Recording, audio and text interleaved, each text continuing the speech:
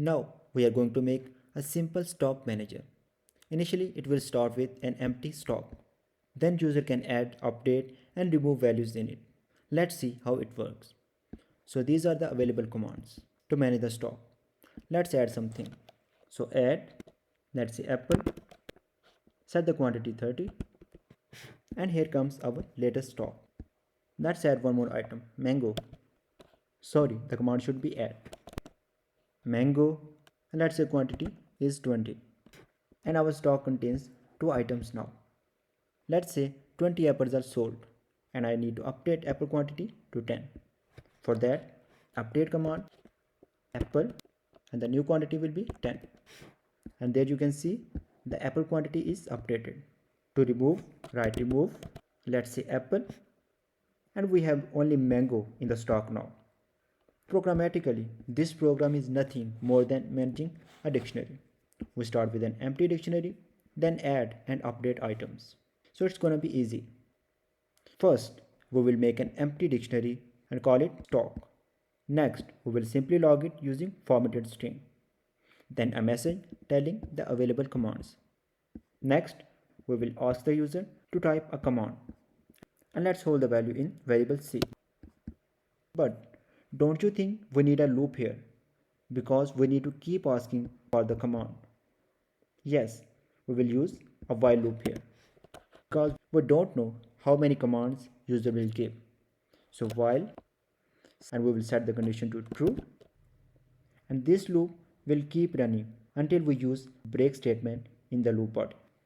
So first we ask for the command.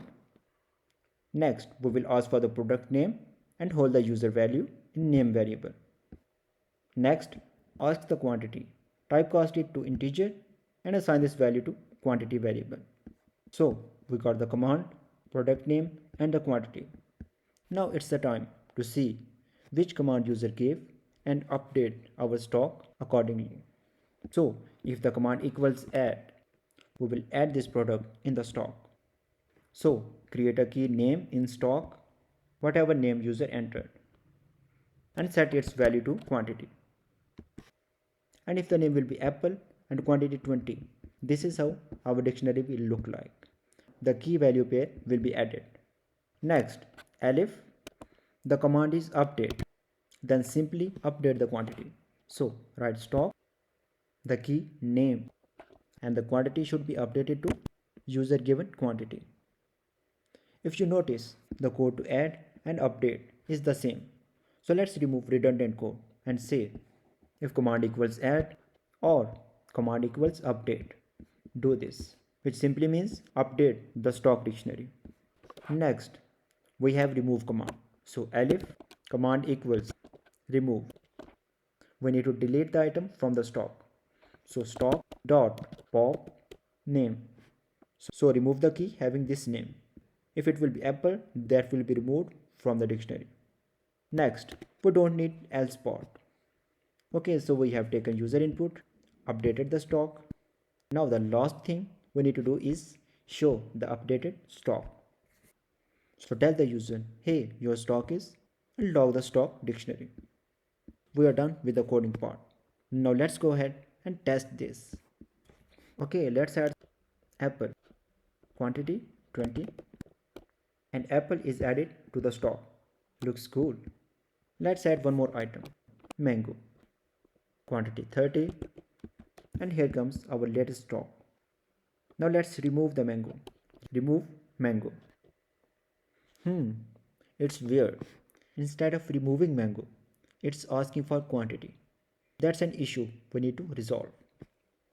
Now, as an exercise, please fix these issues in our application. Number 1. In case of the remove command, do not ask the quantity. Next, introduce an exit command to stop the program. Right now our program runs forever.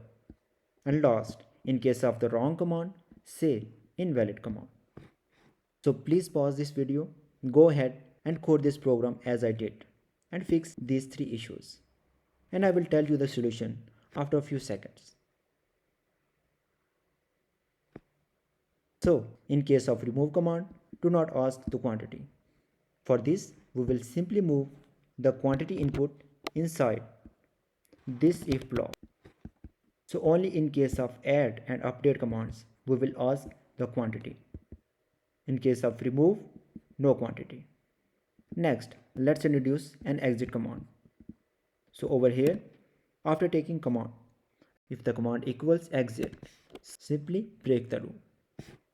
Now finally, in case of wrong command, say invalid command. Now, these are the available commands, including exit. And if user types something else, we will say invalid command. Now this is the very first thing we should be checking right after taking the command. So let's put another if block here. So if command is not equal to add and command is not equal to update and command is not equal to remove and not equal to exit. So if the user given command does not match any of the available commands, we will say invalid command. Well, this is not a clean way. Let me tell you a better way. And that is to make a list of available commands.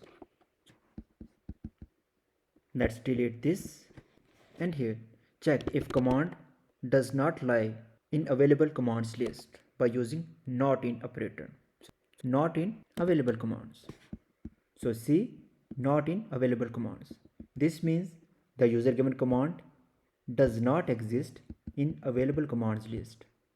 If this is the case, we will say invalid command and continue because we do not want to execute the code below and throw the control back to the top.